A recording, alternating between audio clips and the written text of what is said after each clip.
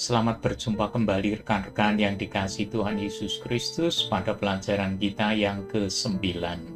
Tema kita pada hari ini adalah percaya pada Tuhan dengan segenap hati.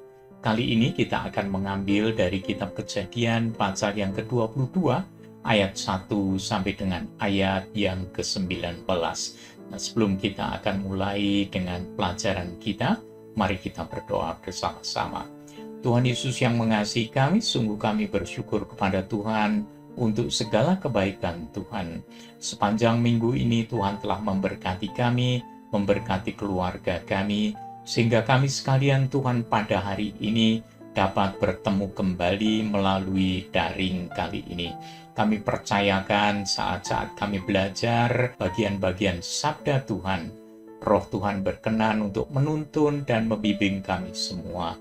Kami persembahkan Tuhan semuanya ini bagi kemuliaan-Mu di dalam nama Tuhan kami, Yesus Kristus.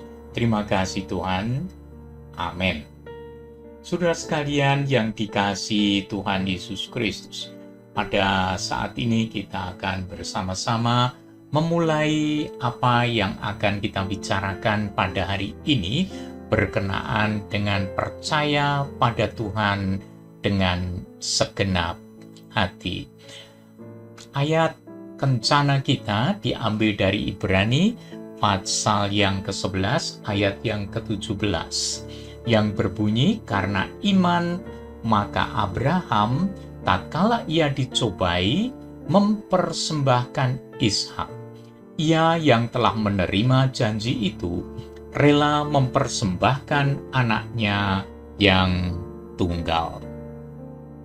Saudara sekalian, kita tahu apabila seseorang dicobai, kita mengingat apa yang disampaikan di dalam Yakobus pasal 1 ayat 13, yaitu janganlah kita berkata, pencobaan ini datang dari Allah.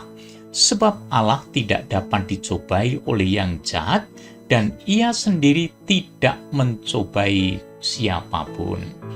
Namun, saudara sekalian, mungkin muncul pertanyaan di dalam hati kita berkenaan dengan bacaan kita pada hari ini yang menunjukkan dan menjelaskan kepada kita bahwa Abraham dicobai. Kisah di dalam bacaan kita hari ini menyatakan bahwa Allah mencoba Abraham. Itu dituliskan di dalam kitab Kejadian pasal yang ke-22 ayat yang pertama. Mungkin kita akan bertanya bagaimana kita mendamaikan perbedaan ini. Dari sudut pandang iblis, pencobaan selalu dimaksudkan untuk membuat kita jatuh dalam dosa dan kemudian jauh dari Allah. Namun Tuhan Allah tidak melakukan ini. Tuhan Allah selalu membuat pencobaan menjadi ujian untuk membuktikan orang yang percaya. Jika lulus ujian, artinya mampu menghadapi masalah dengan benar. Kelulusan kita itu membuktikan kualitas iman kita yang baik. Namun jikalau kita gagal dalam ujian tersebut, kegagalan kita itu menunjukkan ada bagian-bagian hidup kita yang perlu kita perbaiki dan kita serahkan kepada Tuhan. Sama seperti anak-anak kita yang sedang sekolah. Pada waktu dia sedang ujian, bukan membuat dia kemudian jatuh, tetapi pada waktu ujian, kalau dia lulus menunjukkan bobot dirinya pada waktu sudah belajar. Apa saja yang sudah dipelajarinya. Kemudian kalau dia gagal, maka dia akan tetap pada kelas tersebut. Dia tidak naik kelas, tentunya demikian. Tapi bukan berarti kalau tidak lulus ujian, langsung diturunkan lagi kepada kelas yang pertama. Tidak, tetapi dia tetap pada posisi itu. Nah, inilah perbedaan antara pencobaan dan ujian. Kalau ujian jelas menunjukkan kepada kita sekalian bahwa kalau kita tidak lulus, kita tidak naik kelas. Kalau kita lulus, itu menunjukkan bahwa kita sudah belajar dari pelajaran-pelajaran yang diberikan kepada kita sekalian. Baik pencobaan iblis maupun ujian Allah terkadang datang dalam bentuk masalah yang sama. Jadi saudara sekalian, saat masalah datang, marilah kita belajar untuk selalu menganggap sebagai ujian untuk menghasilkan ketekunan yang tentunya akan dianugerahi mahkota kehidupan bagi mereka yang menang menghadapi ujian tersebut.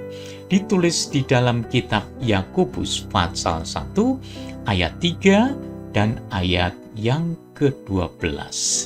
Jadi di dalam kisah yang akan kita pelajari hari ini, Abraham mendapat ujian untuk membuktikan kepercayaan Abraham kepada Allah, untuk membuktikan iman Abraham kepada Allah.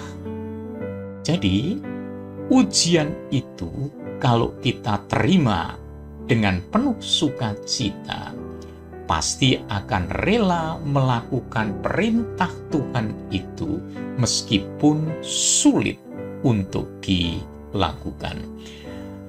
Apa yang kita baca dari kitab Kejadian pasal yang ke-22 tersebut? Suatu ujian yang berat bagi Abraham, karena kematian anak adalah perkara yang sangat ditakutkan oleh orang tua. Orang tua pasti menaruh harapan bahwa pada saat tua nanti, ia akan dijaga oleh anaknya hingga ajal menjemputnya. Kali ini Allah justru menyuruh Abram mempersembahkan anaknya sebagai korban bakaran. Itu tertulis di dalam ayat yang kedua, pasal 22 kitab Kejadian. Saudara sekalian, kita tahu bahwa perintah ini sangat sulit karena Abram harus menyerahkan anaknya yang tunggal, yang ia sayangi, yang ia kasihi. Selain itu, kita harus ingat Abraham sudah berusia 100 tahun lebih. Dia harus menempuh perjalanan jauh untuk ke Gunung Moria tersebut. Itu 3 hari perjalanan. Abraham masih jauh dari tanah Moria, pasal yang ke-22 ayat yang ke-4.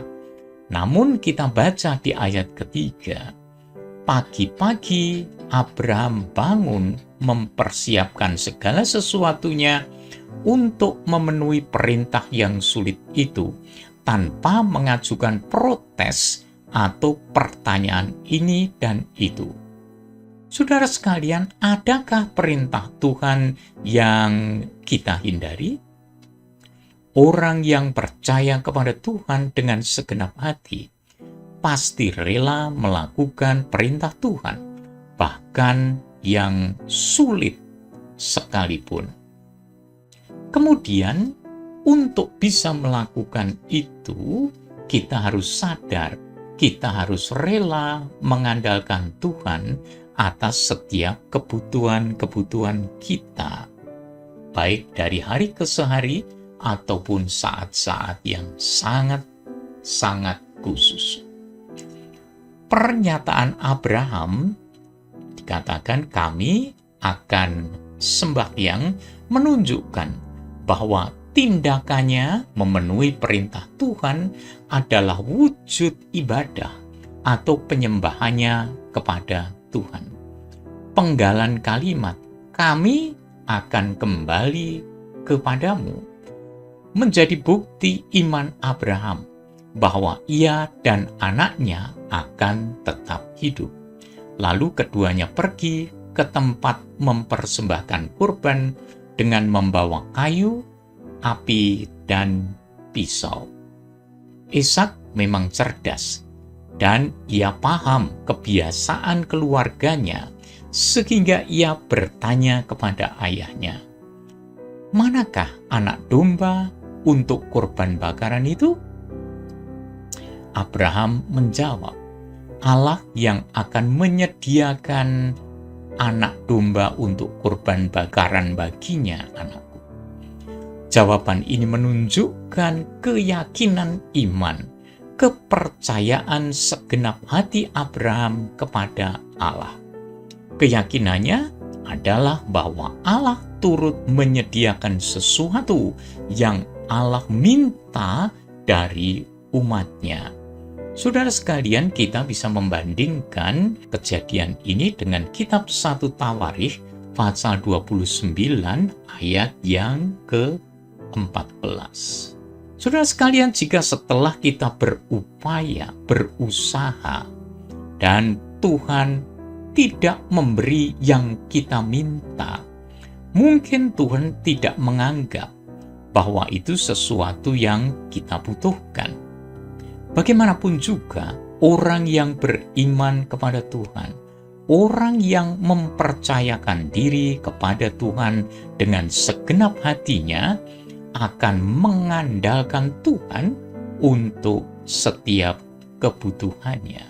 Jadi, rekan-rekan sekalian yang dikasihi Tuhan, di dalam menghadapi ujian atau pencobaan, mari kita belajar untuk rela mengandalkan Tuhan atas setiap keperluan yang kita perlukan untuk menghadapi tantangan-tantangan yang datang kepada kita.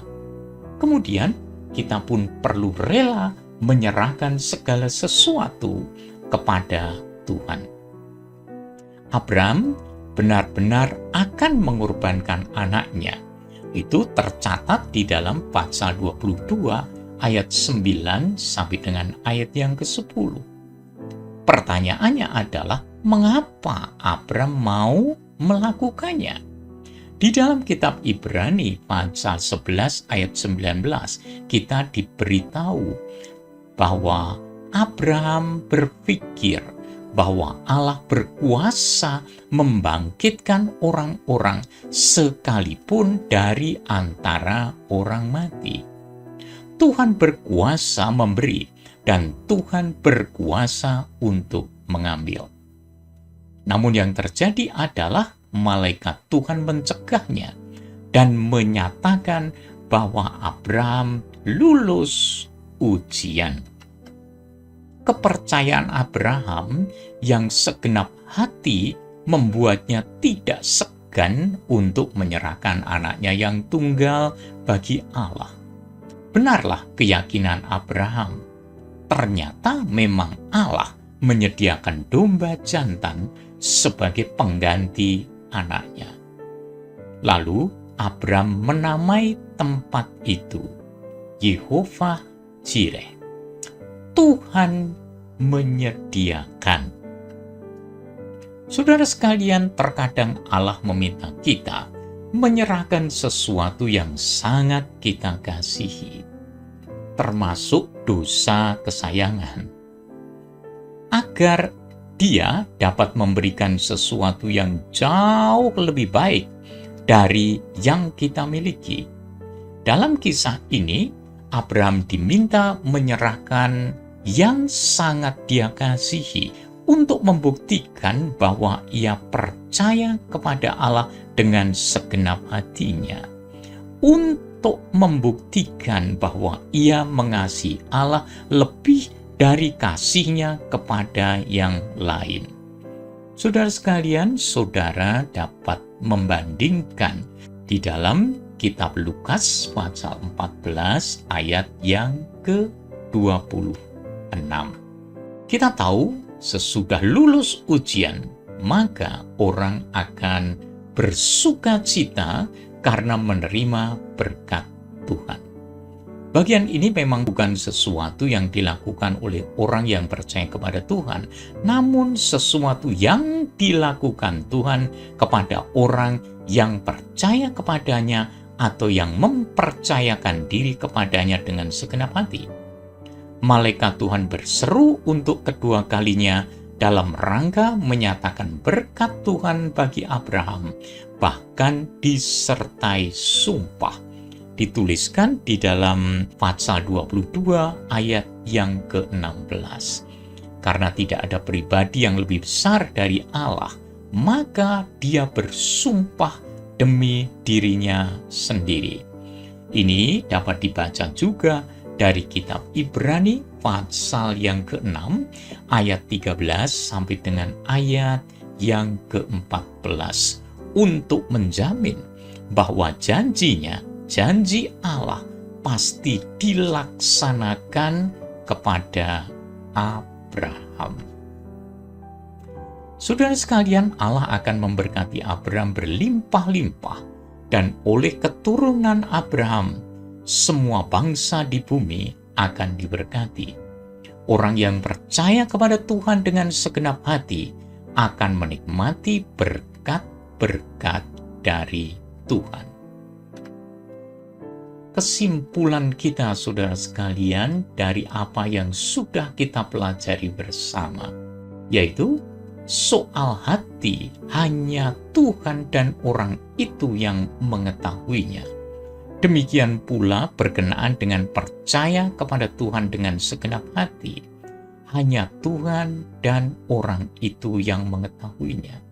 Namun secara kasat mata atau secara yang kelihatan, kita dapat melihat buktinya dari hidup yang rela melakukan perintah Tuhan meskipun tidak mudah.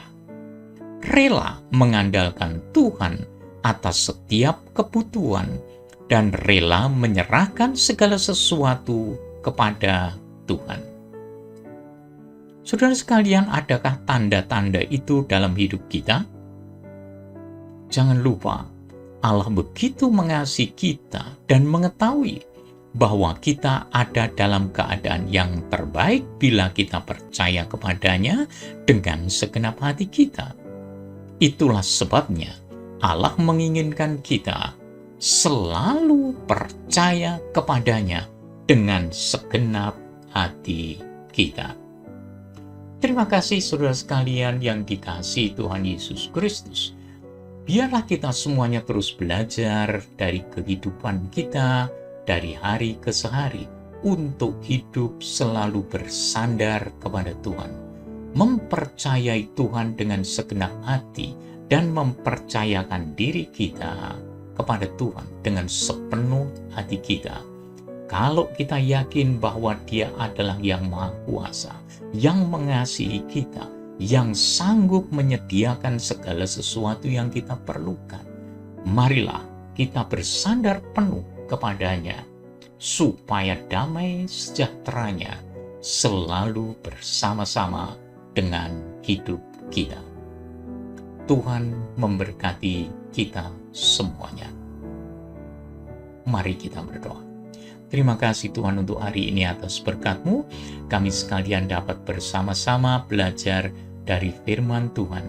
Kiranya semua pelajaran kami hari ini menggugah hati kami untuk semakin mengasihi Tuhan dan semakin mempercayai Tuhan.